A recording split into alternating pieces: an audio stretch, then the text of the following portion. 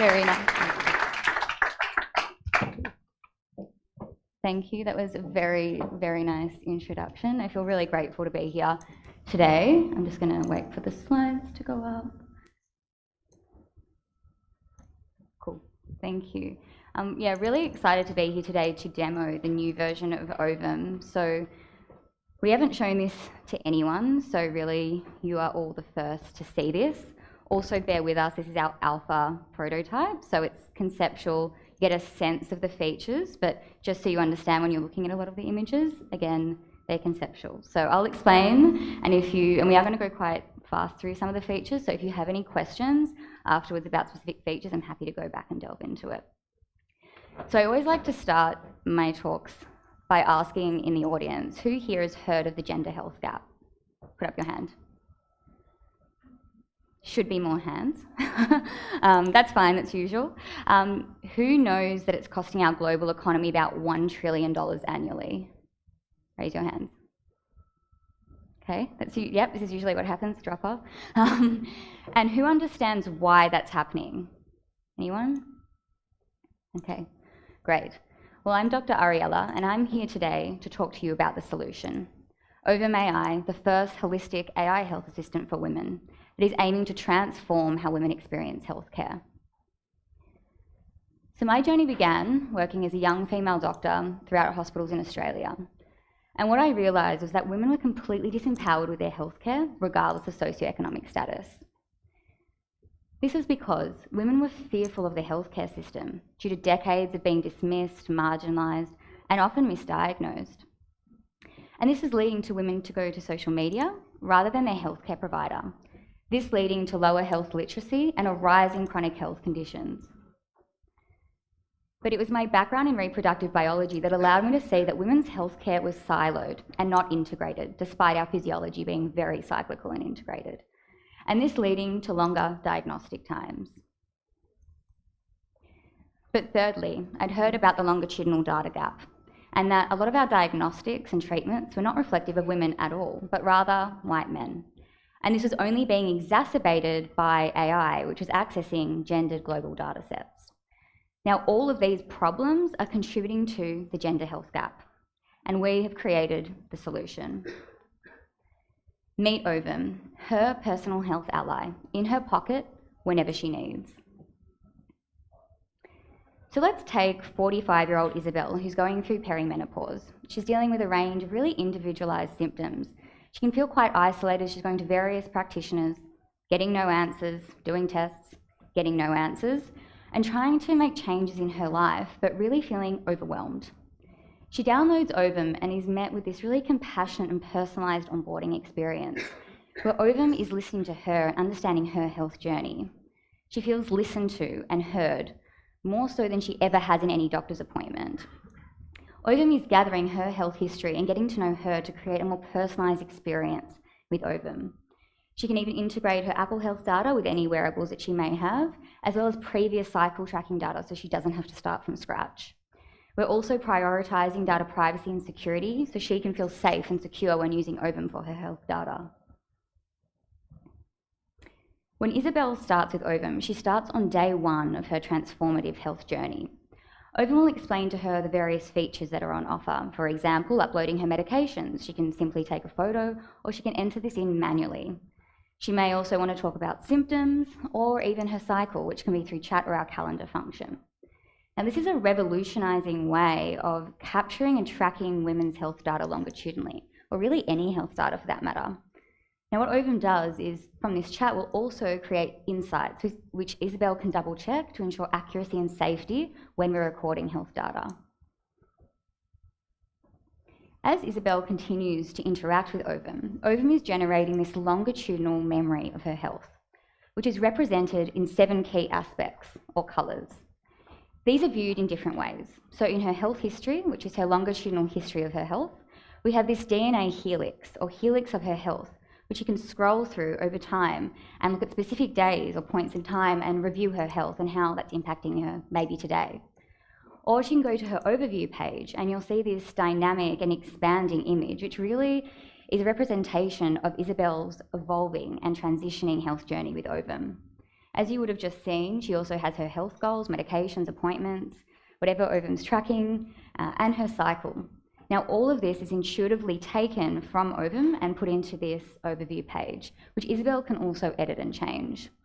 Now, the whole point of this is to create this unique and personalised experience of health tracking that engages Isabel more in preventative health behaviours, therefore improving her health outcomes. Isabel will also be able to make a portal where she can upload medical reports, which Ovum labels, summarises and categorises for her, so they're easy to understand and access. She can also ask Ovum to generate personalised doctor's reports, which she can send to her doctor based on recent discussions she's had with Ovum. So she can make her doctor's appointment more personalised, and actually so she can get to the point of what she wants to achieve from that appointment.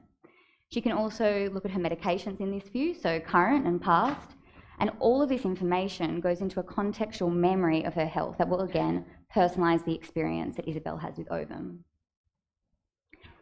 Now, although Isabel is going through perimenopause, she still needs to track her cycle and changes in her cycle, which she can do through chat or she can do through our calendar view here. Now, importantly, what she can do is also look at these health experiences, or those 7 dots I spoke to, and look at associations between changes in her cycle and other health experiences. So bringing this all together. She may have also used this for tracking ovulation and conception, or fertility tracking, or she may have even used it to log a pregnancy with our new pregnancy mode. So really being able to track trimesters, gestation, and being guided through antenatal care.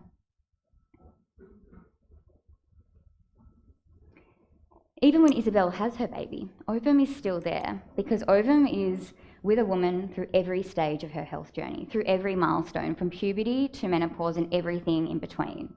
Because we are redefining how we approach women's healthcare from siloed and reproductive to holistic and a lifespan approach. Isabel doesn't need 7 different apps to track her health anymore. All she needs is one, Ovum. So I hope through this quick demo that you are able to see that Ovum is going to transform how we experience health, how women experience healthcare. Doing so by empowering women through health literacy, giving them autonomy over their health data, so they can then advocate for themselves in clinical appointments, which we know leads to improved health outcomes. But at the same time, we are collecting longitudinal women's health data unlike anybody else, and being able to address this gender data gap, therefore solving the gender health gap. If you don't believe me, this is feedback from women who used our pilot, which is a much, much, much simpler version of Ovum. Women were already in love, feeling empowered, feeling like they had autonomy over their health. They were engaged with their healthcare. So you can imagine the feedback that we think, and probably will get, with our new version of Ovum. So we are hopefully launching in May. We're going to market at $14.99 per month for individual access, or $24.99 per month to pay it forward for another woman who can't afford it.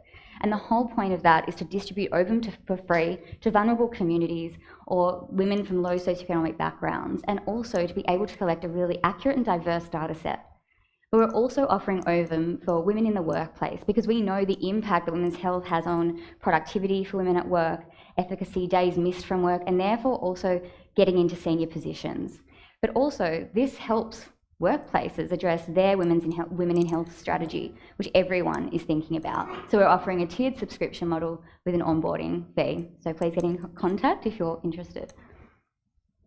To be part of revolutionising women's healthcare, and either if you're a woman in the audience, sign up for early access today, or reach out to every woman in your circle and get them to sign up. Even better, advocate for your workplace to cover this for their female employees, because we need as many women as possible to be on Ovum to be able to have the biggest global impact. So join us and help us transform how women experience healthcare. Thank you.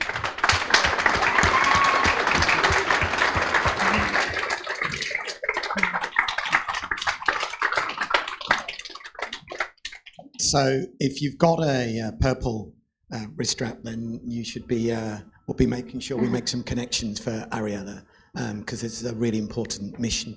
What I forgot to mention, be thinking of questions. We've got time for a few. She's clearly, if you hadn't figured, a medical doctor. What I didn't know until recently is she's also on a journey studying a FemTech and AI PhD as well as being a founder. So an incredible founder, which is why I felt compelled. Are there questions from the audience? Don't be shy. We've got a mic. There's a lady at the front. I think Ingrid's going to come and... All right, now go ahead. Hi, and I just want to say I absolutely love your product, and I've been following you for a while now. I guess my question is, and I imagine there would be a strong focus on women in remote and I guess areas where communication is a lot more difficult, obviously to see doctors and things like that. So this product would be obviously really impactful and useful in those sort of areas in Australia. Yeah, exactly. I think also considering the barriers from like a socioeconomic aspect, but also language, cultural, and so definitely trying to consider that when we're developing the product and the women we're speaking to. Like for example, in my PhD, it's actually on ovum, so we're doing clinical trials on ovum, and we're doing it at 2 leading women's hospitals. One of those hospitals has a very broad demographic of women, so we're going to be able to get clinical data and prove how it works for women in those specific areas. But yes, that's definitely a big aim, especially for the research as well. We'll go to the one at the lady at the front, and then the one at the near the back. Thank you. Is it on? This app can do a whole heap of amazing things. Thank you. That is working now. This app can do a whole heap of amazing things. Can you talk us through the top 3 features that are used by women, and how does it connect to their hair on fire problem?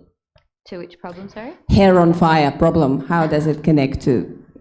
So we've got different customer segments, right? Like women in different points of their life have different health needs, whether that's along their reproductive lifespan or whether that's to do with other chronic health issues that they may have. So features change depending on where women are along that journey. For example, I'll break it down. If we go from 18 to 25, it's largely around contraception and having control over that and tracking different medications and side effects, where the medication and the chat function around that really play a big role. But if we move to 25 to 34, fertility becomes a really big issue, and tracking ovulation, not for everyone, but for a large segment of that population. We're also starting to see a rise in certain chronic conditions around that age. That chat function, having a place that's non-judgmental where they can ask questions, is a really, I guess it's probably a strong feature throughout, but really in that kind of 25 to 34 when you're exploring health and actually start to care. And then you've got 34 to 45, where again, you might be going into, whoop, did that just get louder? You might also be going into perimenopause at that time, so obviously I clearly highlighted the use case there. And then 45 plus, you again have menopause, and in that time I found medication tracking like HRT, somewhere they can upload medical reports as they're starting to have more tests, a safe space where they can integrate that and also talk about those tests, maybe after they've seen a doctor and haven't asked the questions that they wanted to.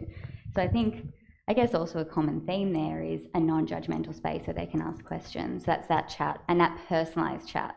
So it's remembering you every time. I'm not sure if that...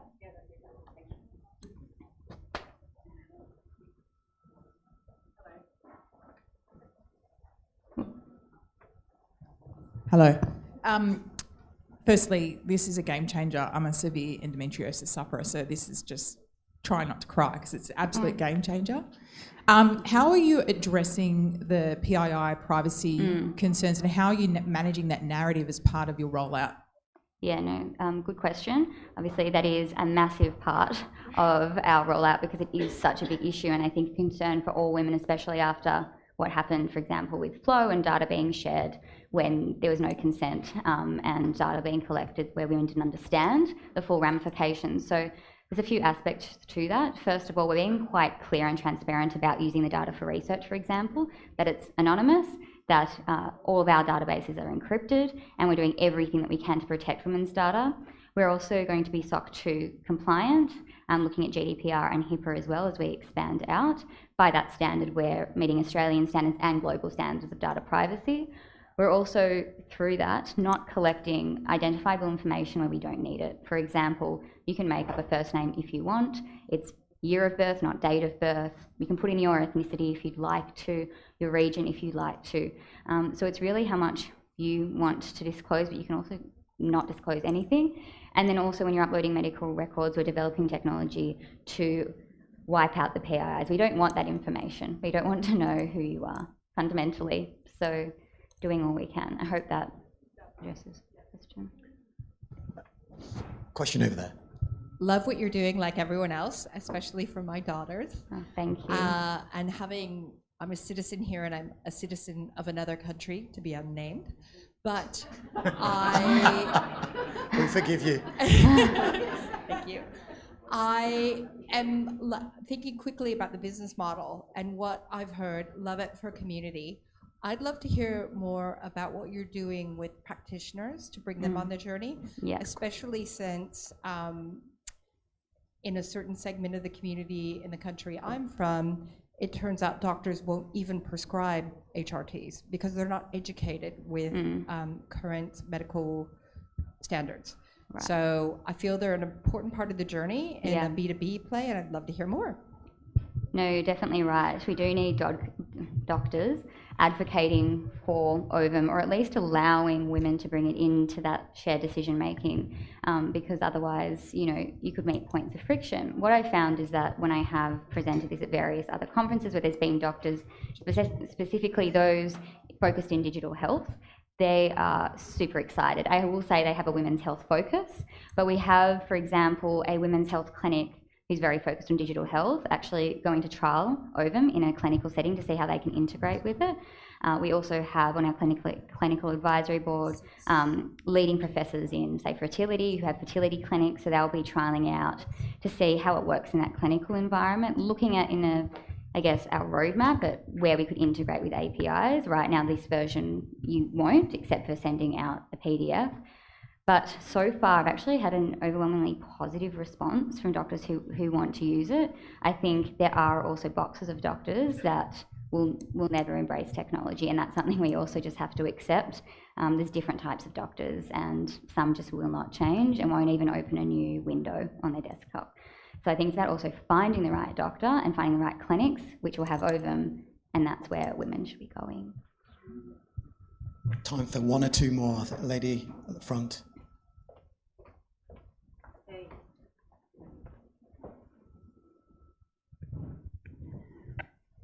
Hey, amazing. You're like an absolute angel, and this will bring like a lot of relief to a lot of women and men too, obviously. This is, I'm just curious about your like journey as a founder and, like the sort of time frame and the milestones that you hit through the founder's journey and, the fundraising and that kind of, anything you want to share in a couple of minutes, would be excited to hear. Yeah, sure. So, as I said, started in my third year of medical school. I have to say I'd never really thought of entrepreneurship or even heard of clinical entrepreneurship. I fundamentally just saw a really big problem in the system, and it was so infuriating that I just needed to do something about it. And I remember driving to one of my placements and I was like, why, we have this blue book for tracking children's health for like the first few years, so why don't we have that for women when we're like super complex and we are so integrated? That's kind of where that light bulb moment, if you will, happened. But then what I did is I started speaking to doctors, administrative staff, nurses, midwives, women, wherever I could find, and really understanding, am I just seeing something, or is this actually, because a lot of the reports the government have now released, or McKinsey did about the gender health gap, were not out. This was, just me seeing a problem. And then from there, what I did is actually New South Wales do this really good course called Software as a Medical Device Commercialisation course, which I did for 3 days, which really runs you through everything you need to know. I had no idea what B2C or B2B2C, they don't teach you that in medical school. And so I really just I had to pitch my idea, and people in the room loved it. And so I was like, okay, cool. And then I spoke to a company called FemTech Collective and really understood, was there a market? And I was told no one's doing it because it's too hard, it's too difficult, you won't be able to do it. AI was not around, so it was building this technology without any AI. And that's when I went to Nakatomi, who are here, who supported me at such an early stage with a young medical student with just an idea. I said, hey, can you build this? And they're like, it sounds cool. Yeah, we'll support you and invest in you. And so they believed in me really on, and I think that was really game changing because I had people who believed in me. And I was in medical school, and that was a point in the right direction. From there, I got further small bits of money, got to prototype, still in medical school, did internship as well, still validating, spoke to 350 women across the time, focus group surveys, really understanding my segments, and where there was pain points and how I could solve these pain points with really specific features. And then eventually, as Ovum was progressing, I left into clinical medicine last year in January, and I've been running this full-time since, and raised at the end of last year.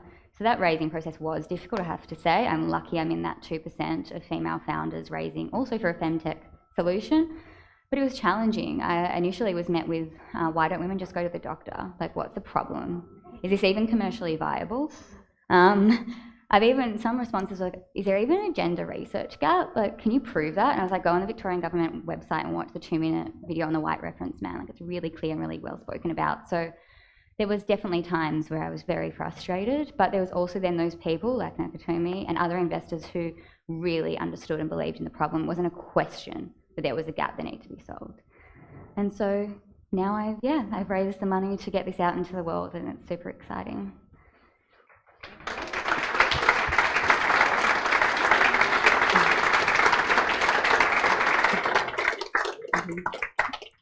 She's quite an incredible individual, that combination of medical knowledge. I've watched you over the last 6 months embrace technology knowledge and then your purpose. We wish you the best of luck, and we're behind you all the way. Ladies, gentlemen, please, a big round of applause for Ariella. Thank you very much.